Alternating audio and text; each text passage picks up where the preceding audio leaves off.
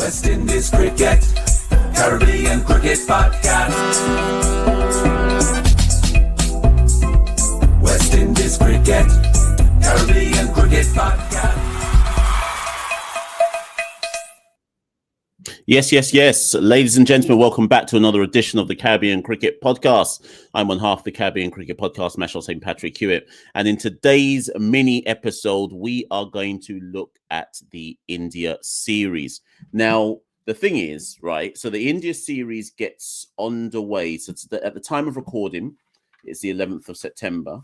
And the India series gets underway, the first test, on the 2nd of October, right? So less than a month away, about 3 weeks away. At the time of recording, Cricket West Indies are yet to announce, obviously, the squad, but they're also yet to explain how long the players are going to be in camp. Are they doing a camp in the Caribbean first, or are they flying out to India and having like a week and a half's camp before the test series? How much are they playing any tour games? How much of a preparation are they going to get before starting against India? Now, the point of this particular episode isn't to pick a squad. Frankly, and I want everyone to listen carefully to this, I couldn't care less who is or isn't picked. We're through the looking glass when it comes to who is or who isn't picked. I know there's like other channels that will do who should be in the squad, who shouldn't. It's irrelevant. It's actually irrelevant. Think about it.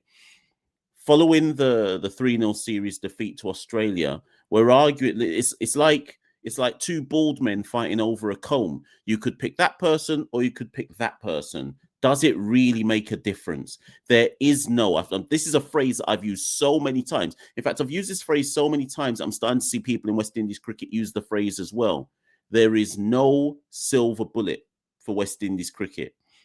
We haven't got 4 or 5 players that you can call out of the reserves and say they're going to make a substantial difference to what's likely to happen in India. If this was a test series against Sri Lanka, Pakistan, or any of the rubbish sides, then we can start debating about who should or shouldn't be picked because those teams are on our level. But when it comes to series like India away, it's actually irrelevant who gets picked. So if you clicked on this particular episode to hear who should be in the squad, who shouldn't be in the squad, this isn't the episode for you. What this episode is here to do is to identify what is the bare minimum expectation. In fact, no, not even minimum. What are the maximum? Let's flip it.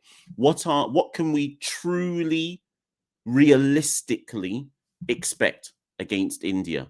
And the reason why I'm doing this episode is because a lot of West Indian fans, a lot of West Indies media are completely unrealistic.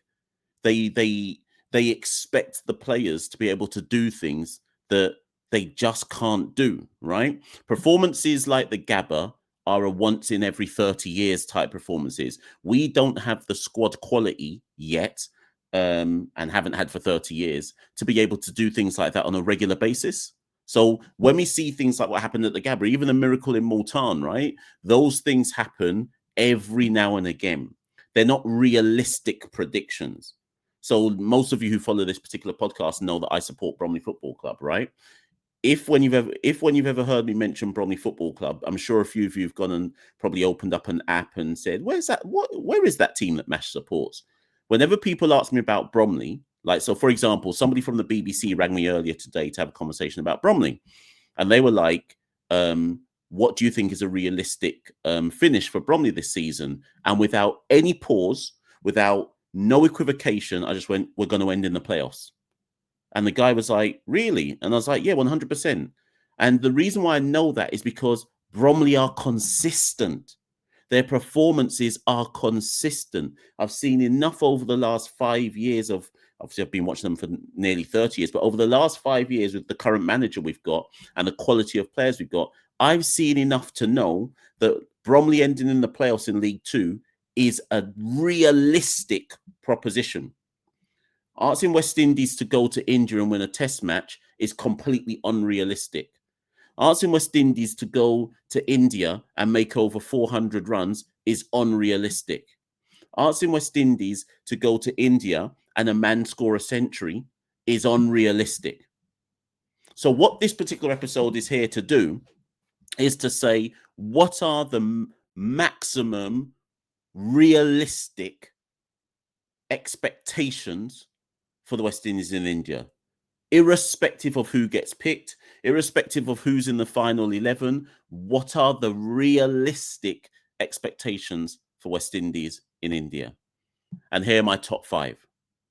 Expectation number 1, realistic, is that across the 2 test matches, half of the top 6 score a 50. Now, I know a couple men, having heard that, are going to get vexed and say, is that it? Is that all you're asking for? Yeah, that's all I'm asking for. Listen again to what I just said. Across the 2 test matches, my realistic expectation is that half of the top 6, that's 3 out of 6 players, score at least 150 at some point in time, which means I'm expecting the other 3 to flop. I'm asking for 3 50s across 2 test matches, across 12 innings. When you take the top, no, is it 12? Sorry, what did I just say there? Across 20, assuming that we bat twice, and assuming that means that our top 6 bat twice, I'm asking for 3 50s from the top 6 across 24 tries. I'm asking for 3 50s from 24 tries from the top 6.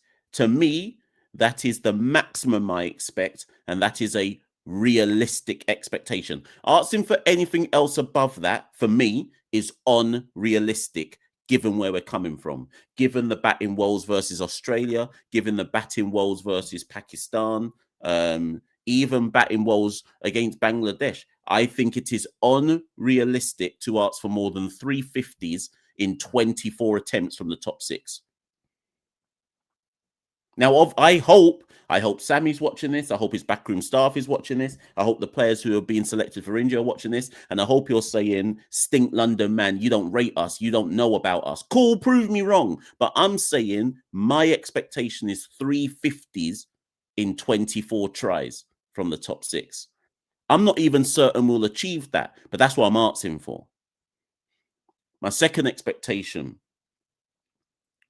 by the way, if anyone says centuries, I'm not expecting any centuries at any point in the test series from a West Indies batter. So I'm not putting that down as a realistic expectation.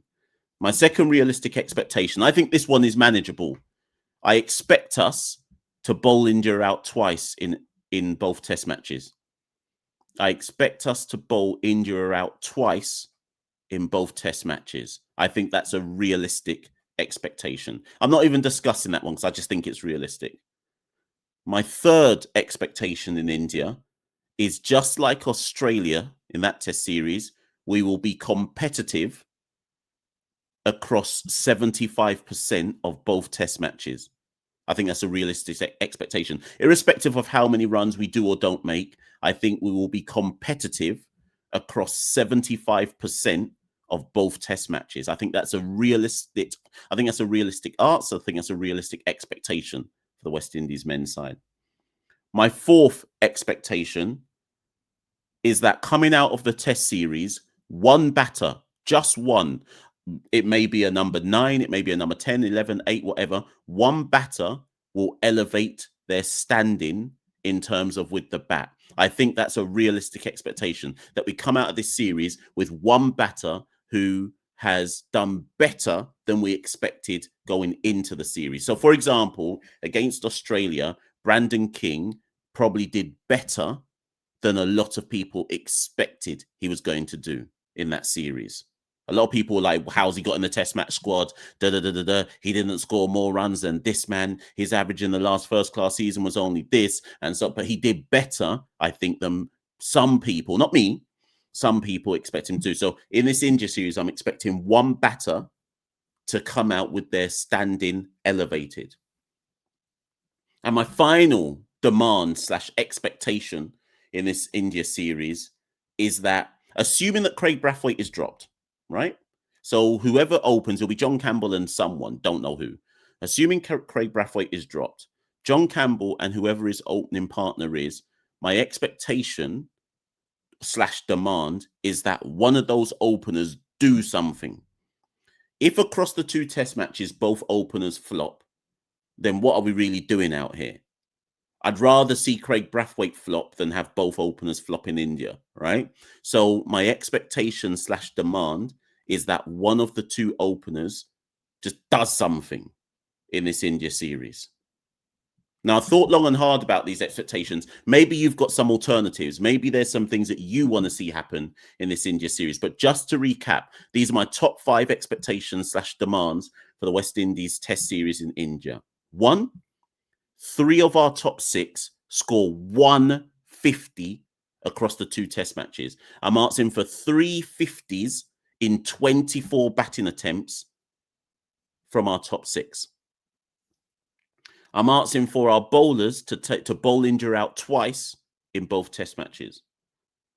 I'm asking for us to be competitive across 75%. So let's say it's a 4-day test match, 3 out of 4 days of both test matches. Or let's say 2 out of 3. I'm asking for one batter, hopefully in the top 6, to come out of the India Test series with their status elevated. And finally, I'm asking for one of our openers, John Campbell and whoever is being thrown into the frying pan, to just do something. Do something. Make me feel something. I'm asking for an opener to do something. Those are my 5 expectations, demands for the India Test series people. Let me know what you think. Like I say, little quick episode, this one.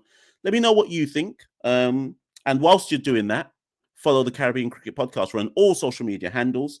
You can go to our brand new website, www.caribbeancricketpodcast.com. Has all the links to everything. Become a patron, people. Support the Caribbean Cricket Podcast by becoming a patron. You can go to look at the ticker tape below, www.patreon.com/Carib Cricket. Go and support the movement if you can. At the bare minimum, if you don't want to do that, like, share, subscribe. Algorithm. The brand new merch is out. I'm doing a lot of admin here. Let me see if I can find the merch image, because sometimes when I talk about this stuff, I forget that if you don't actually show people the stuff, they don't know what you're talking about. So the brand new merch is out, people. Look at it. You can get the brand new Caribbean Cricket Podcast shirts in the white, the maroon, the blue. There's even a pink one. There's a pink one as well. So you can get the brand new design. Blue is already sold out in large and in small. So snooze, you lose, people. You got to get in there quick. So we got in white, maroon, and blue. Brand new merch on the Caribbean Cricket Podcast. And finally, title sponsors Parlay Pros. If you're somebody who wants to find out about the trends and the sports trends, the sports markets, how to beat the algorithms on sports forecasting, get involved with Parlay Pros. They have a high-tech data tool that looks at all the markets around sports forecasting, bets, etc. You can use that tool to then go and do your own fluttering if that's the way you're inclined. All of this information is just in the descriptor below. And of course, the brand new media articles. Sorry, I didn't really say that very well. The brand new written side of Caribbean Cricket Podcast is coming. Caribbean Cricket News. Again, descriptor below. Caribbean Cricket Network. Boy, fam, we are growing out here. Caribbean Cricket Podcast, we're taking over. Sportsmax is down and out. Caribbean Cricket Podcast, Caribbean Cricket Network, Caribbean Cricket News. We're coming to take over.